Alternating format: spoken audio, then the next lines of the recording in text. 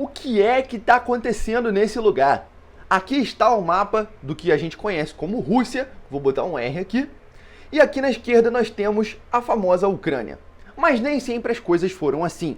Antigamente, outras nações faziam parte de uma grande nação chamada União Soviética, e elas ficavam espalhadas ao redor da atual Rússia, e o mundo era dividido em dois blocos, o bloco oriental, liderado pela União Soviética, e o bloco ocidental, do outro lado da Terra, liderado por quem? Pelos Estados Unidos. E os Estados Unidos, na época, criou uma espécie de grupo de guerra chamado OTAN, uma panelinha que tinham nações que entravam aliadas do mundo ocidental, e a regra era a seguinte: se um deles é atacado, os outros defendem e entram em guerra. Por isso que o mundo, na época da Guerra Fria, vivia naquela grande tensão. E como resposta à OTAN, o lado oriental da União Soviética criou também um grupo chamado Pacto de Varsóvia. Ficou bem famoso, é daí que veio esse nome. E então a Guerra Fria ela acabou no ano de 1991, a União Soviética deixa de existir e o Pacto de Varsóvia vai junto. Mas a OTAN ela continua existindo. E não só isso, ela continua crescendo, porque outros países passaram a ingressar à OTAN, inclusive os países da antiga União Soviética. Então vamos sair da ideia aqui de geopolítica e vamos pensar como um namorado. Um namorado que termina com a namorada e no dia seguinte você vê a sua namorada com outro cara. Você vai gostar disso? Pensa o contrário. Você, menina, acabou de levar um chute aí do seu rapaz e no dia seguinte você vê ele namorando com outra garota. O cara acabou de falar que não estava pronto para um relacionamento e já está de mão dada com uma menina. É isso que está acontecendo na Europa, se você não entendeu até agora. Vamos voltar para a política, porque vamos pensar comigo. Se no Brasil o brasileiro, ele ainda sente falta da época do regime militar, da ditadura, por que você acha que o russo, ele também não sente falta da época da União Soviética? Pelo menos alguns russos. Então é muita hipocrisia falar que o sentimento soviético, ele deixou de existir só porque a União Soviética acabou. E quando esse sentimento ele está nos políticos, aí que a coisa fica complicada. Porque a OTAN, ela gera uma ameaça para a Rússia, que se chama avanço ocidental. O planeta ele é dividido em dois lados, né? Você sabe, é o lado ocidental e o lado oriental. E você pode estar de um lado, mas trazer a cultura do outro. Como assim? Eu posso estar no Japão usando um iPhone. Então eu estou trazendo a cultura ocidental para o lado oriental. E quando isso acontece em grande escala, você gera uma ameaça para aquela identidade do outro lado. E é sobre isso que está acontecendo.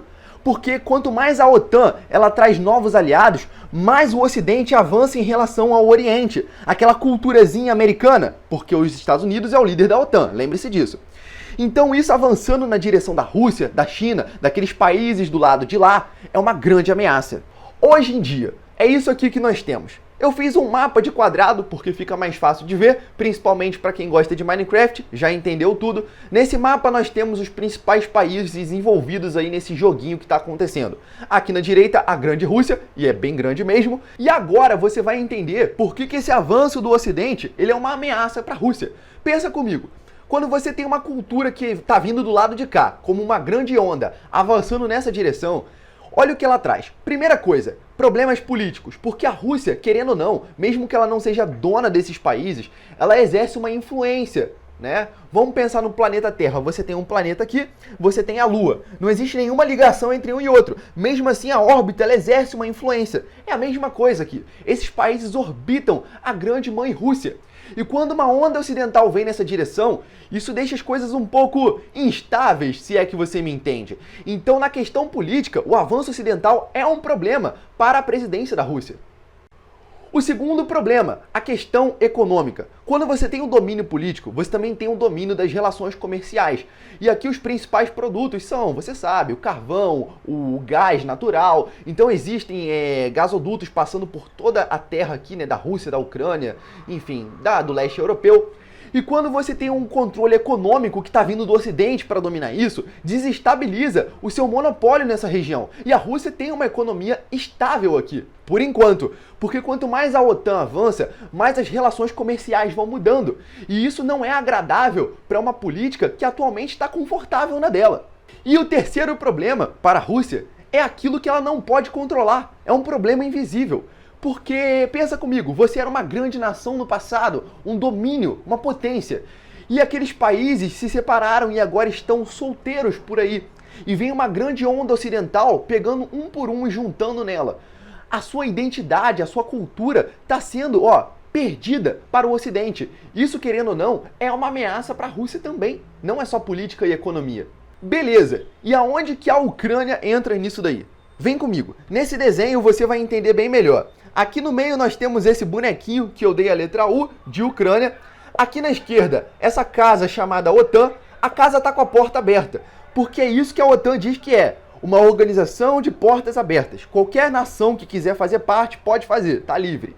E do outro lado nós temos o grande castelo Rússio. E no mapa é idêntico a isso. Olha só, tá vendo? Europa, Ucrânia, Rússia. A Ucrânia tá bem no meio. E agora a Ucrânia tá flertando com essa ideia de fazer parte da OTAN.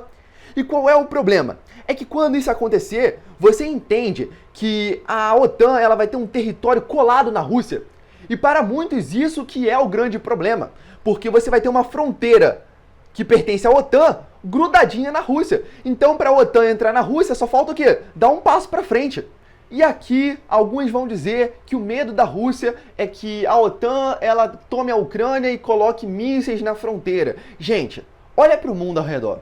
Nós temos tecnologia hoje que você pega um míssil que está nos Estados Unidos e joga na Rússia. Você não precisa estar do lado da Rússia para jogar um foguete nela. Então eu particularmente não acho que essa seja a grande ameaça. Mas se bem que você ter ali um muro colado com o seu inimigo, não é uma coisa boa, né? Solução. Eu pensei aqui em umas soluções para vocês, para como a gente pode resolver esse problema lá na Europa.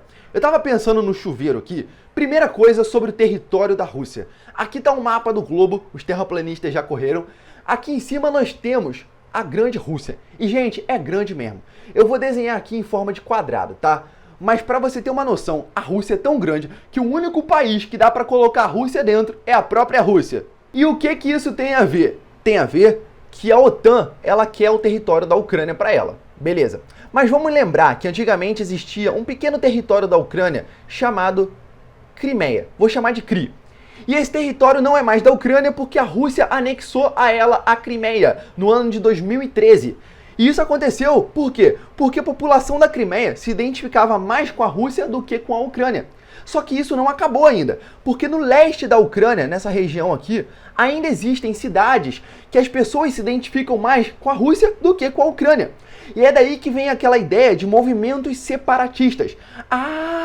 Então esses são os separatistas? Sim, são grupos paramilitares, ou seja, são exércitos clandestinos, tipo os milicianos do Rio de Janeiro, que têm armas e têm soldados aqui no leste da Ucrânia, e eles querem se separar da Ucrânia. E o Vladimir Putin, o presidente da Rússia, ele reconheceu recentemente que esses locais aqui no leste da Ucrânia, eles podem sim ser países independentes. E aí, qual é o plano? O plano é que se a OTAN ela quer a Ucrânia, você dê a Ucrânia para a OTAN, não vai fazer falta. Olha por quê. Não tem gente querendo sair da Ucrânia, os separatistas? Beleza. Então você pega qualquer canto aleatório aqui da Rússia, que não vai fazer falta nenhuma, olha o tamanho dessa desgraça, e você coloca todas as pessoas que quiserem fugir da Ucrânia. E chama esse local aqui, de Ucrânia 2.0. E acabou. Gente, todo mundo sai ganhando. Solução número 2. Igual para igual. Pensa comigo. Se do lado de cá, os Estados Unidos é o líder da OTAN, e do lado de lá, ele tem um território próximo da Rússia, que vai ser a Ucrânia, se ela entrar para a OTAN, que vai ficar na beira da Rússia, então o que é mais sensato de se fazer? Você ser a Rússia e você juntar uma aliança militar com o México, aquele. E aí você faz a mesma coisa, coloca tropas na fronteira com os Estados Unidos, ali perto daquele muro. Vocês sabem bem do que eu tô falando, né? E aí pronto, o mundo está no equilíbrio perfeito, igual o Thanos aí. Terceiro, acordo. Vocês querem guerra, né? Mas olha só, se acalma. Do lado direito nós temos a Rússia, do lado esquerdo nós temos a Europa. A Rússia faz parte do continente europeu e da Ásia. Mas a Europa aqui eu quero dizer a OTAN, as nações ocidentais. E aqui no meio nós temos a Ucrânia. Então olha para esse desenho, já dá para entender. A Ucrânia, ela tá no meio desse conflito, dessa rivalidade. Se você coloca a Ucrânia para um dos lados, tu gera problema. A Ucrânia é o novo muro de Berlim. É como se ela fosse uma borrachinha entre dois pedaços de ferro. Se você tirar a borracha, ferro com ferro, vai dar problema. Então é muito melhor que ninguém toque na Ucrânia. Acordo. E tá resolvido. Então vamos ver aí as autoridades competentes, gente. Olhem para isso. Tem soluções muito melhores do que você resolver tudo na base do foguete, né? Então beleza, a aula tá dada. É isso, é tudo que nós tínhamos para hoje e que o mundo não entre em guerra. Se já não entrou enquanto eu tô gravando. Um grande abraço. Tchau, tchau.